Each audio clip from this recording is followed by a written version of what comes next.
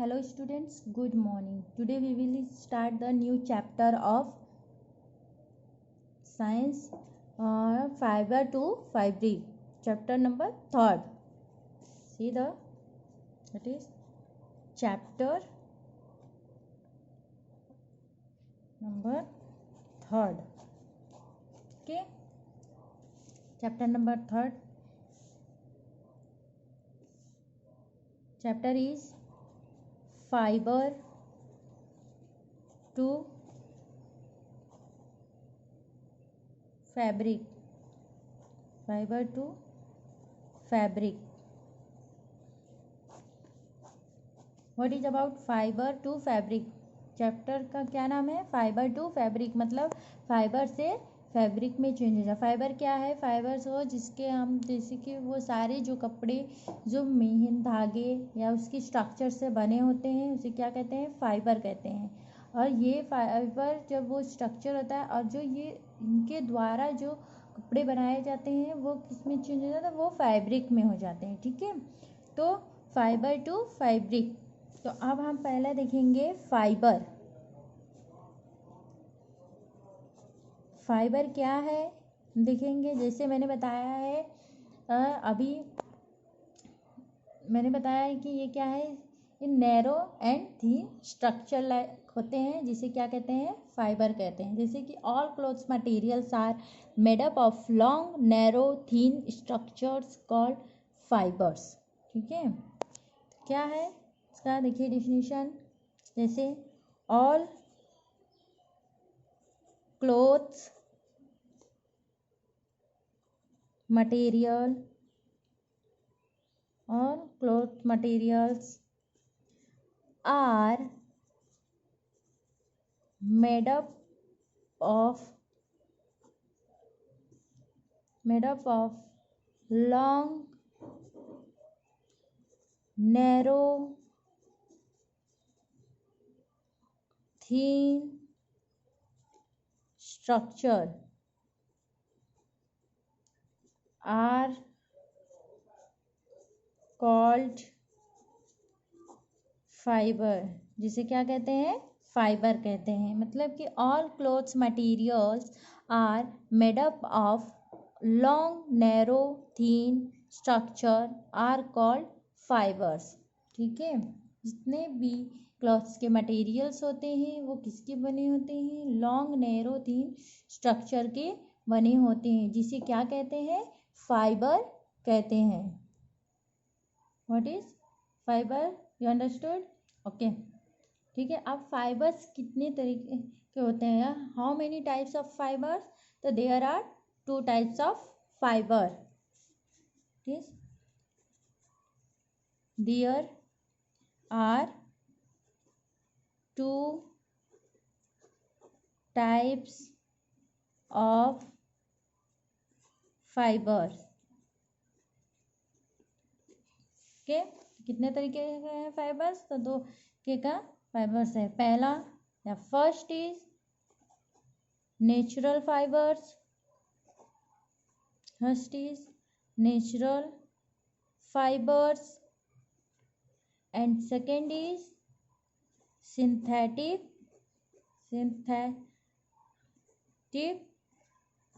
fibers. Okay, तो समझ में आया फाइबर्स क्या है? फाइबर्स जैसे कि ऑल क्लॉथ्स मटेरियल, जितने भी क्लॉथ्स के मटेरियल्स होते हैं किसके बने होते हैं? Made up of long narrow thin के लॉन्ग नेरो थीन स्ट्रक्चर के बने होते हैं. और कितने टाइप्स के होते हैं? तो there are 2 types of fibres. कितने टाइप्स के? तो 2 टाइप्स के फाइबर्स होते हैं. पहला है नेचुरल फाइबर्स, दूसरा है सिंथेटिक फाइबर्स. ओके, दूसरा synthetic fibres. Now first one is natural fibres. Okay, natural fibres. अब नेचुरल फाइबर्स क्या है दिखेंगे। ठीक है, नेचुरल फाइबर किससे बने होते हैं? The fibres which are obtain from plants and animals is known as natural fibres. के example cotton, jute, silk and wool. Okay, तो क्या है देखिए, the fibre which are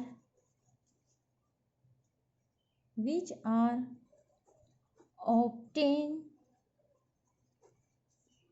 from plants and animals is known as natural fiber. Example cotton, jute, wool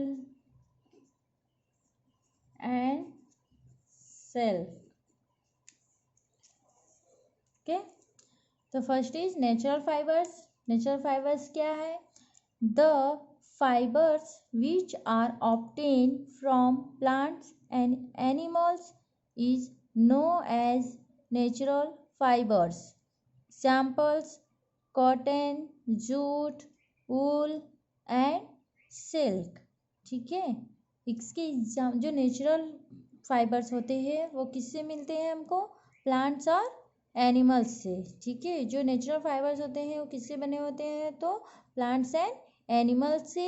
और इसके examples है like that cotton, jute, wool and silk. Okay, now see point. Cotton and jute are obtained cotton and jute are obtained from plants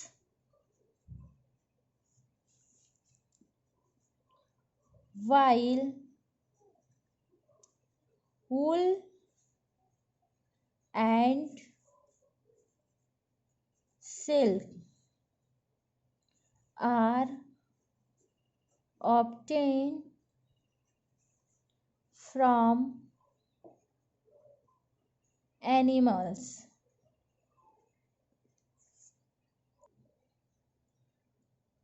okay, तो यहाँ मैंने क्या mention किया है देखिए, cotton and jute are obtain from plants while wool and silk are obtain from animals. ठीक है, जो कॉटन और जूट है वो हमें कहाँ से मिलते हैं? पौधों से मिलते हैं। वाइल जो वूल और सिल्क है वो हमें कहाँ से मिलते हैं? Animals. Now see the next point. Silk fibre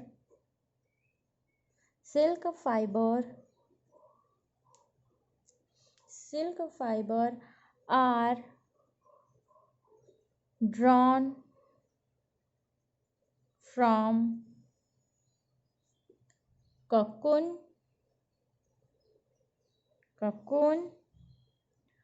of silkworm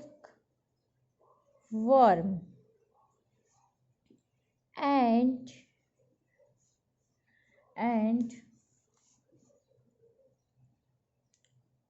wool is obtained from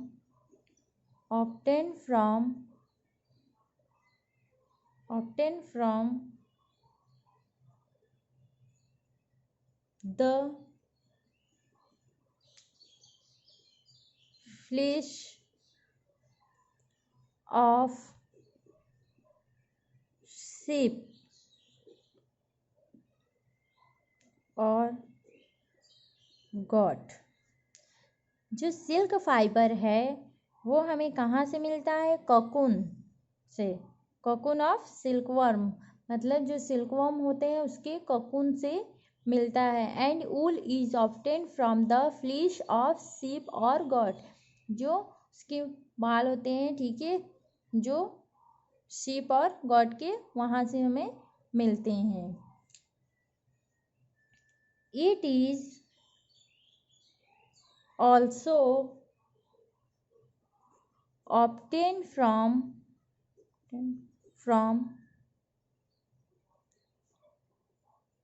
the hair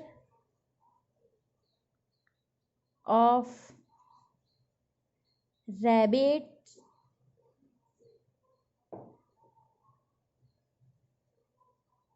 yak and camels। Okay, understood. जो सिल्क फाइबर होते हैं वो हमें सिल्क वॉर्म से ही मिलते हैं, जो सिल्क वॉर्म के कोकून होते हैं उनसे ही मिलते हैं।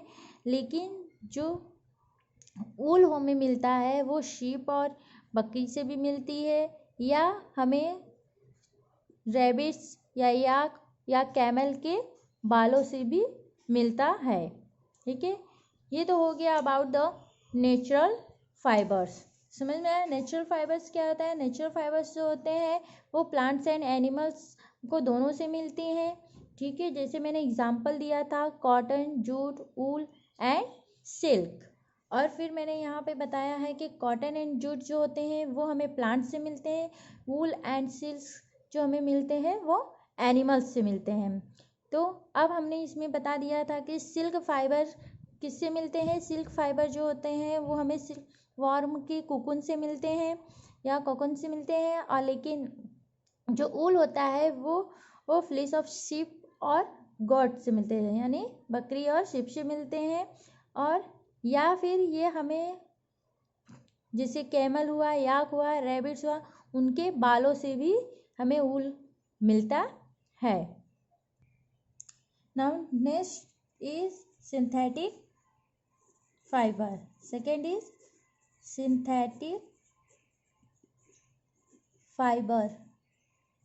सिंथेटिक फाइबर के बारे में अब हम देखेंगे। ठीक है, अभी हमने नेचुरल फाइबर्स के बारे में देखा, अब हम सिंथेटिक फाइबर्स के बारे में देखेंगे। सिंथेटिक फाइबर्स क्या है? Fibres which is made up by man from chemical substance is called synthetic fibres.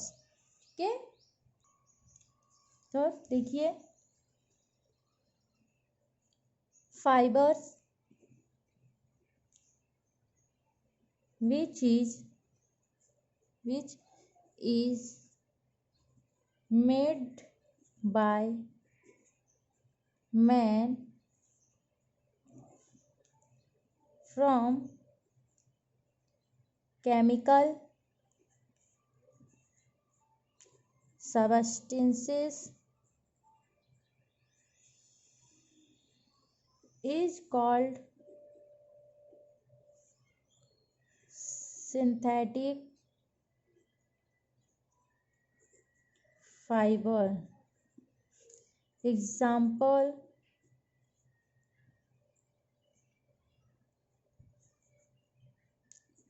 rayon,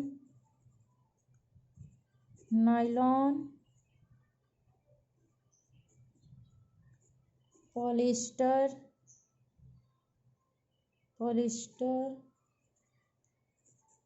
etc।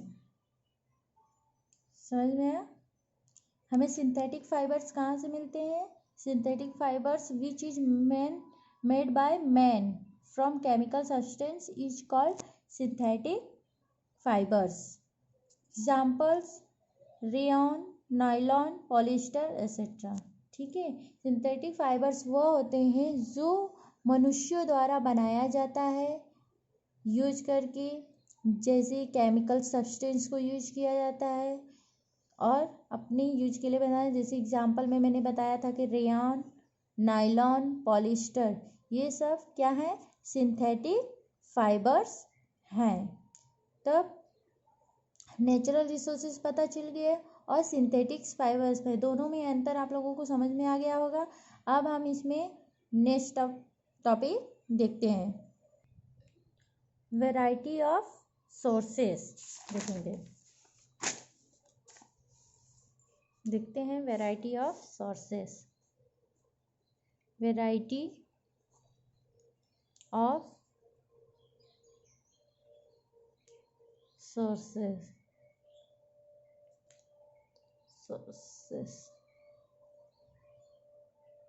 Okay, variety of sources.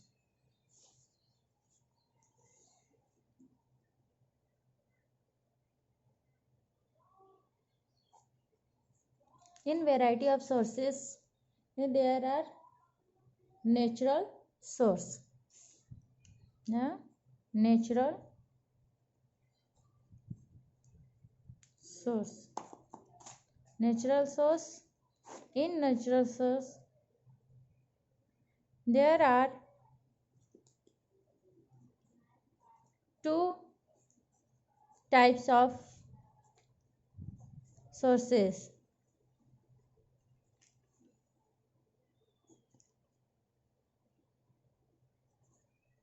Plant source and animal source. Variety of sources में there are natural source, there are two types of sources, plant source and animal source. Now we are study the plant sources. Plant source. Now in plant sources,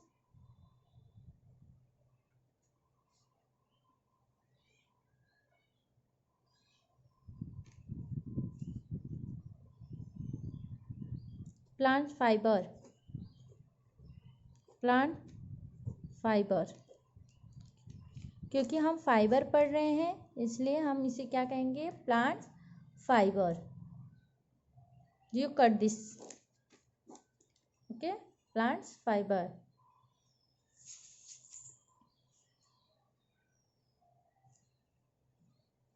तो now what is plant fibres. Plant fibres क्या होते हैं, ठीक है।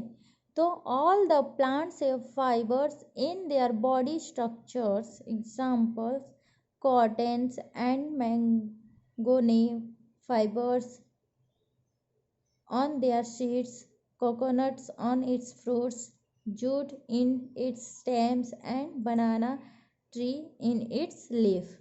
मतलब कि plants से, ठीक है, प्लांट्स के किस पार्ट से क्या क्या फाइबर्स मिल रहे हैं, से क्या कहते हैं, प्लांट्स फाइबर्स। ठीक है, देखते हैं प्लांट्स फाइबर्स। ओके, तो से all the plants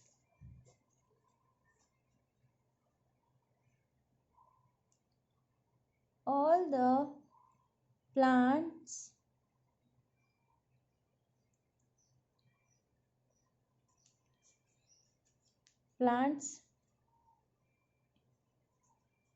have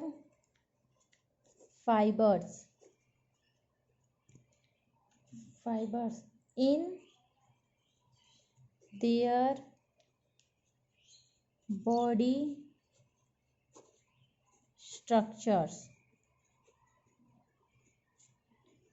okay, क्या है plants fibre, all the plants have fibres in their body structures. Examples cotton and mango have fibers on their seeds। Second examples coconut on its fruits. Next, jute in its stem and banana tree in its leaf. Okay, I am mention here कि plants fibres के कौन कौन से body parts use होते हैं in the fibres form.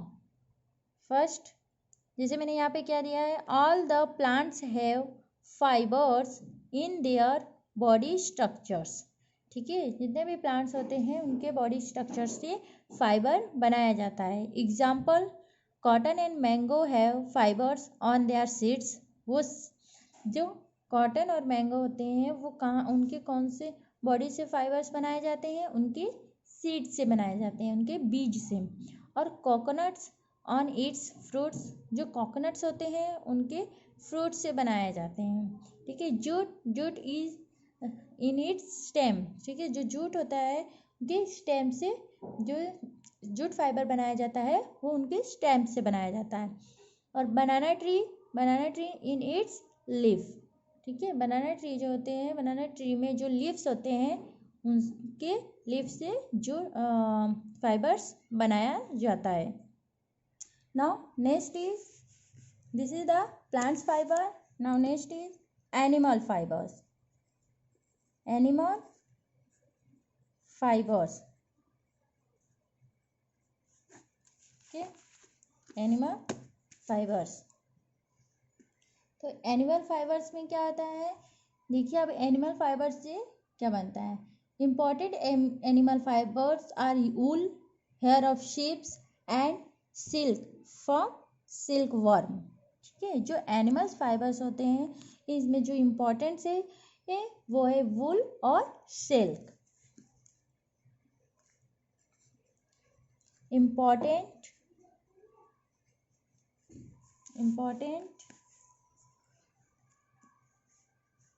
Fibre, important animal fibres, animal fibre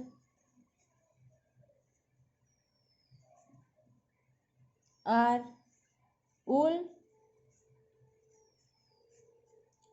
hair of sheep.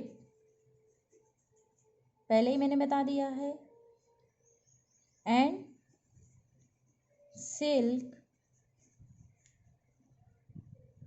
From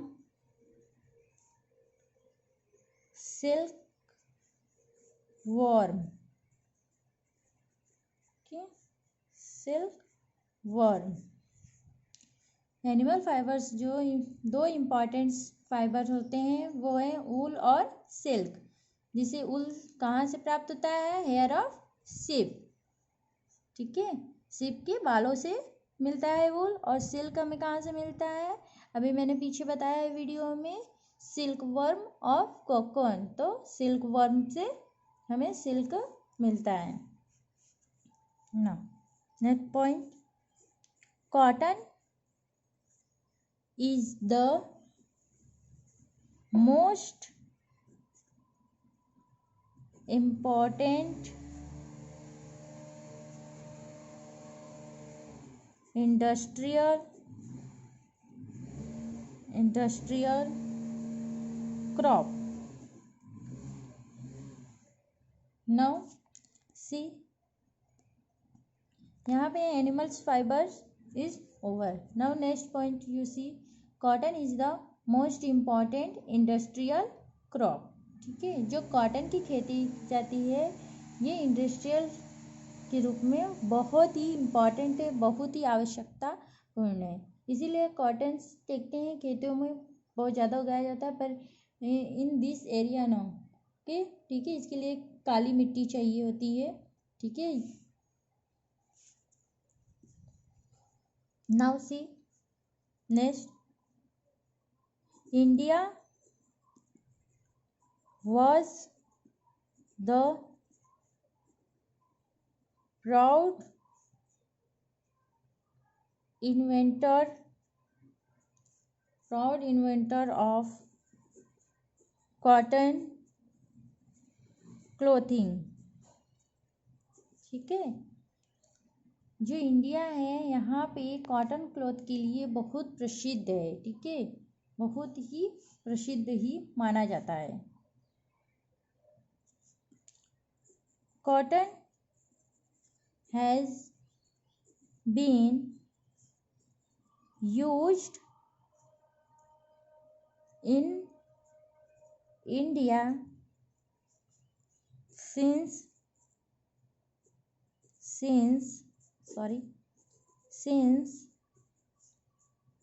1800 BC,